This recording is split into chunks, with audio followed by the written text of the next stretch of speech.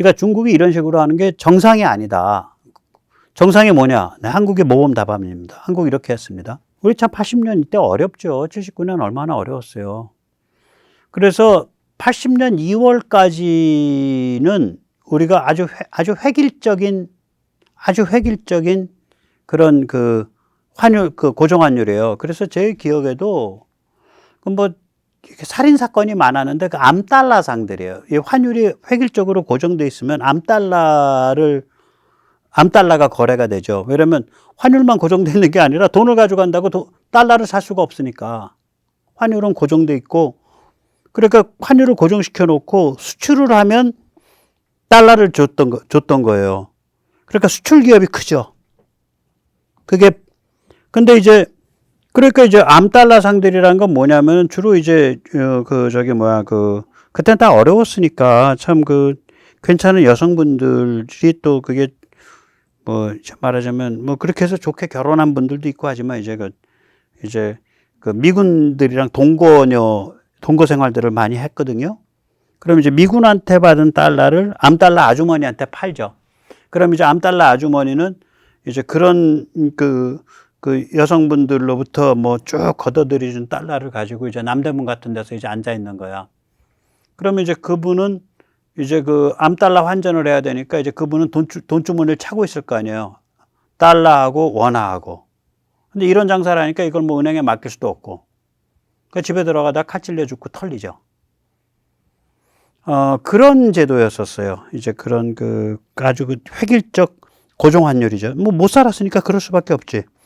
그걸 80년 2월에 이제 전두환 그때는 장군이죠. 전두환 장군이 이끄는 이제 국보위 시절이죠. 국보인가 뭐 아무튼 국보위도 아니죠. 80년 2월에 이거를 이제 김재익, 강경식 뭐 이런 분들이 작업을 했겠지. 그래서 하이브리드 환율 제도로 바꿔요. 그게 뭐냐면 복수 통합 바스켓 제도예요. 그래서 이제 주기적으로 이 달러 환율을 얼마로 조정할까를 어느 정도 하면은 이게 수급이 맞겠다 계산을 해서 달러의 비중, 웨이트하고 엔화, 우리가 그 당시엔 미국과 일본 양쪽을 거래할 때니까 우리 달러가 바닥이 안 나게 환율을 그렇게 정했었어요. 그게 복수통합 바스켓 제도죠. 중국 제도가 현재 이거 비슷해요. 네. 그 다음에 이제 이게 90년 2월까지 갔습니다. 그리고 90년쯤 되면 생각해 보세요. 우리가 이제 86, 87이 되면 이제 돈을 가져가면 은행에서 달러로 바꿔줘요. 수입을 뭘 하겠다 그러면 아무나 가도 돼. 그럼 그걸로 돼지 사료도 들여오고 닭 사료도 들여오고 바나나도 들여오고, 그래서 이제 80년, 한 86, 7년이 가면 돼지고기, 닭고기를 먹게 돼요, 우리가. 그러니까 외환이 정상적으로 이제 거래될 수 있게 되는 거예요. 그러면서 이제 그때는 암달러와 실제 은행 간의 거래 액수의 차이가 줄어들어 버리죠. 그때는 암달러가 뭐에 쓰는 거냐면 달러를 그러니까 정상적인 그런 수입이나 이런 건 웬만큼 다 할 수 있는데 이제 어디 출장 갈 때 출장용으로 바꿀 수 있는 그런 달러에 외환을 할 때 딱 한계가 있어요.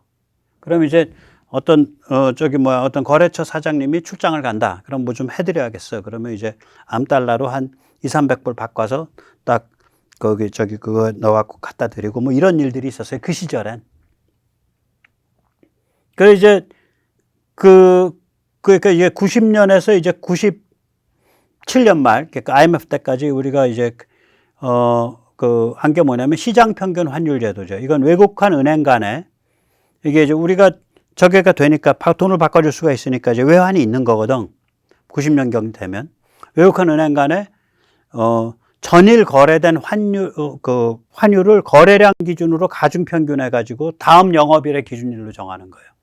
저도 구체적으로 어떻게 하는지 모르겠는데 아무튼 매일매일 환율을 바꾸는데 거래량 기준으로 하죠. 그러니까 지금 중국이 두 번째, 세 번째 비슷한 거예요. 걔들 바스켓으로 해요. 걔들은 이제 두 번째 비슷할 거예요. 어떤 알고리즘으로 그 환율을 발표하는지 얘기를 안 해요, 중국은. 예.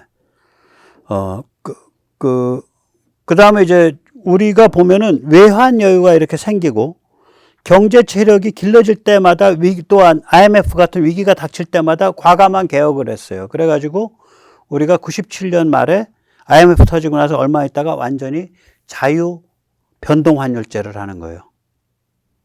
그래, 달러 수요 공급에 의해서 그날 달러 정해지는 거야. 그럼 이제 그리고 나서 이제 그건 이제 환율이고요. 그 다음에 외환 거래는 완전 자유화되는 게 이제 1차 자유화가 99년도, 그러니까 IMF 지나놓고 나서 바로 하는 거예요. 1차 자유화. 그래서 이제 기업 쪽에서 뭐 일부 빼고 다 자유화되고 또 개인도 상당히 자유화되는데 일부 빼고 그러다가 이제 2001년도 2차 자유화되면서 거의 완전 자유화돼 버려요. 이게.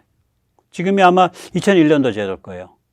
우리가 뭐 외환 바꾸고 쓰는데 아무 지장 없잖아요. 그게 벌써 20년 됐다고 우리가. 그러니까 한국 경제가 이렇게 바깥하고 자유자재로 숨쉬면서 돌아가는 거예요.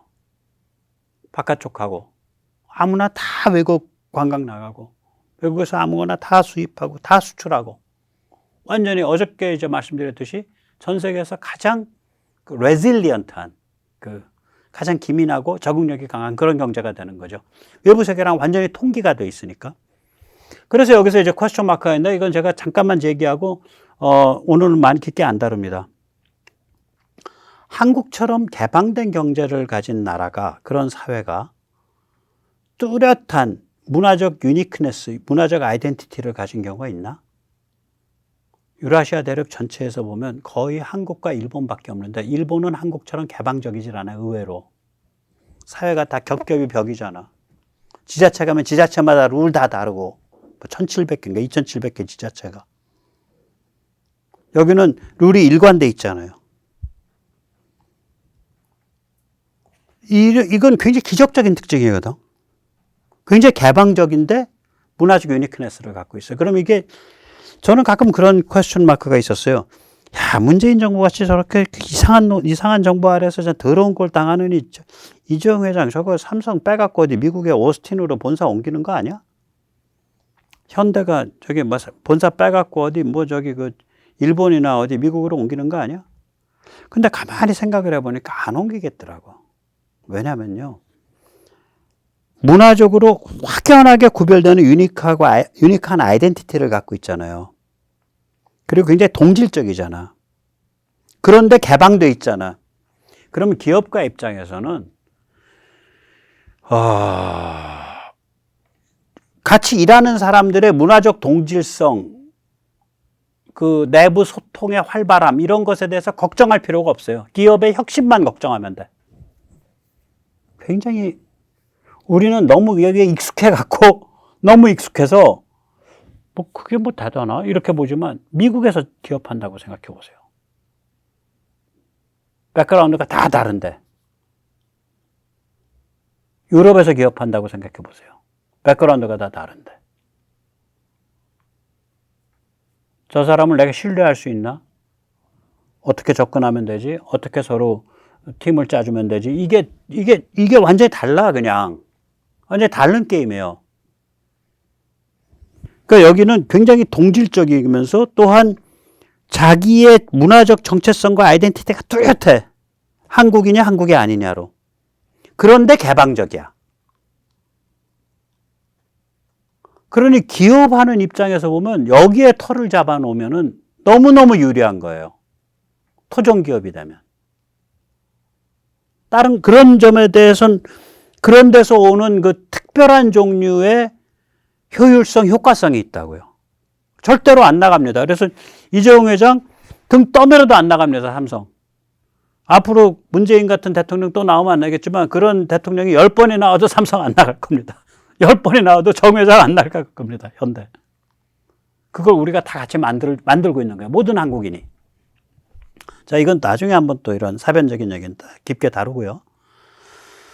예. 자, 이러한 체질의 바탕을 둬서 한국은 6월에 11억 달러 흑자로 돌아섰죠. 16개월 만에.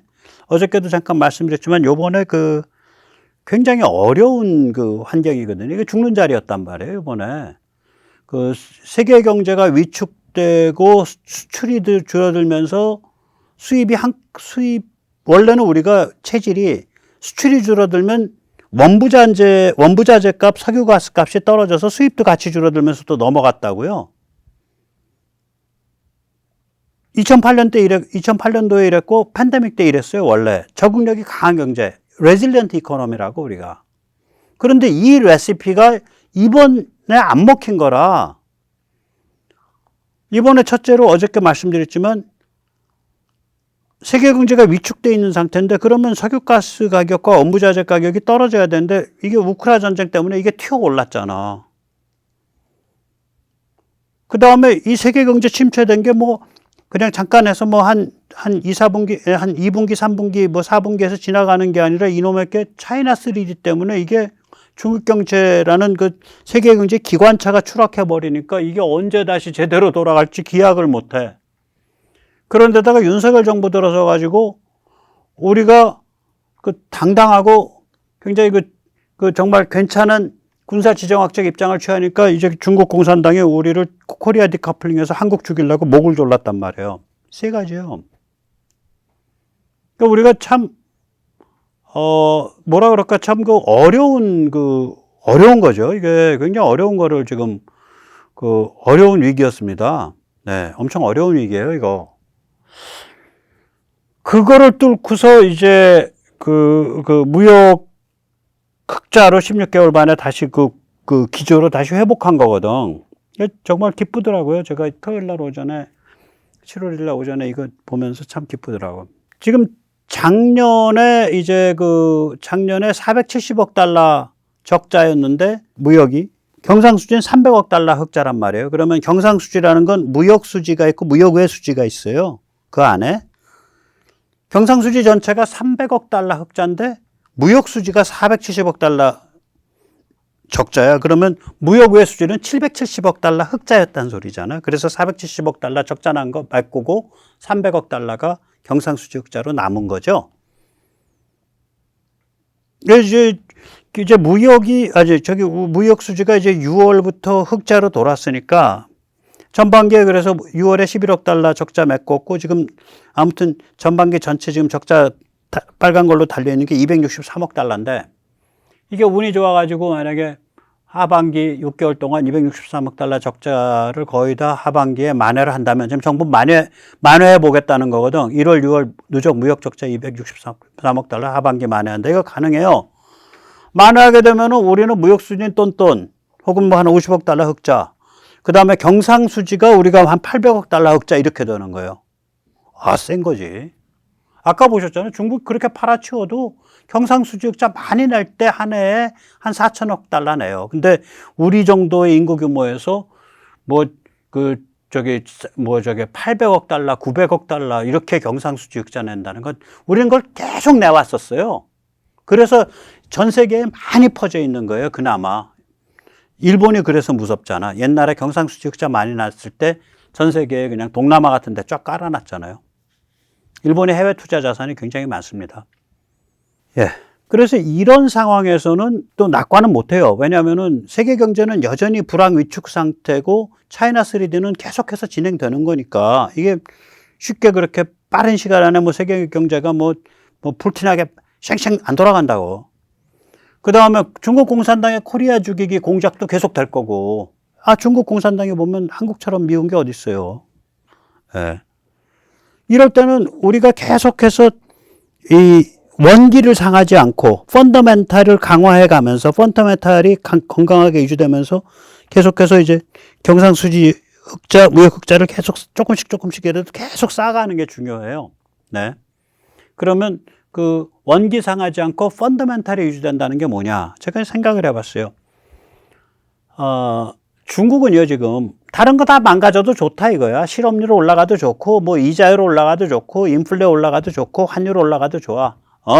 중국은 우리는 지금 저게 도둑놈들이 나갖고 쟤들 입장에서 생각해 보세요. 무역 흑자, 경상 흑자만 나면 거기서 절반 이상을 빼지. 이제 3조 달러 메꿔 놨으니까 그 이상 지금부터 나오는 무역 흑자, 경상 흑자는 다 자기들 생각하기에는 국가를 위한 사업했습니다. 근데 그게 공산당의 미치광이 같은 국제 글로벌 전략을 위한 사업에 쓴다는 거죠. 그리고 쓰는 과정에서 인마이 포켓하고 부스러기 주워 먹고 난리가 아닌 거지. 그 이해관계 구조가 만들어진 거예요. 다른 걸 다 희생하고 그래도 그것만 하면 된다 이렇게 된 거예요. 지금 상태가. 그래서 무서운 거죠. 그러니까 대가가 크죠. 그러니까 쟤들은 다른 거 다 망가져도 좋다. 이거 그거에서 그 국민이 날뛰면은 탱크로 밀고 장갑차로 밀지 뭐 이렇게 생각하고 있을 거라고. 우리는 그게 아니죠. 환율도 어느 정도 지켜야 되고 인플레도 많이 안 올라야 되고 이자율도 안 올라야 되고 실업률도 안 올라야 되고 이것이 그러니까 골고루 그 중요한 펀더멘탈의 몇 개가 또 정부의 세입 세출이 똔똔을 맞아가지고 재정도 악화 안 돼야 되고 문재인처럼 막 그 국가부채 안 쌓아 올라가야 되고 이걸 다 지켜내면서 그러면서 경상흑수지 흑자내고 무역수지 흑자내야겠다 이거잖아. 그 얘기예요. 우리 그거 할 수 있습니다. 우리는 중국과 다른 거예요. 쟤들은 지금 눈이 뒤집혀서 환장한 애들이에요. 보면 아까 보셨잖아요. 무역수지 흑자가 나오고 경상수지 흑자가 나오면 그걸 가지고 금융, 즉 다시 말하자면 환율제도와 외환거래제도를 고급화시켜가지고 민부를 쌓고 민간기업을 기르고 민간기업의 이니셔티브가 강화되게 해주고 경제를 고도화시키고 이거를 해야 되는데 그걸 안 하는 거예요. 그럼 그 힘을 갖고 뭐 하냐? 가로채 갖고 공산당이 인마이 포켓, 시진핑이 인마이 포켓하고 쓰는 거야. 지구 정복 자금으로. 그리고 그게 버르장머리가 그 인이 박혀가지고 이제 다른 건 눈에 안 들어오는 상태가 된 거예요. 자, 오늘 여기까지 모시겠습니다. 감사합니다.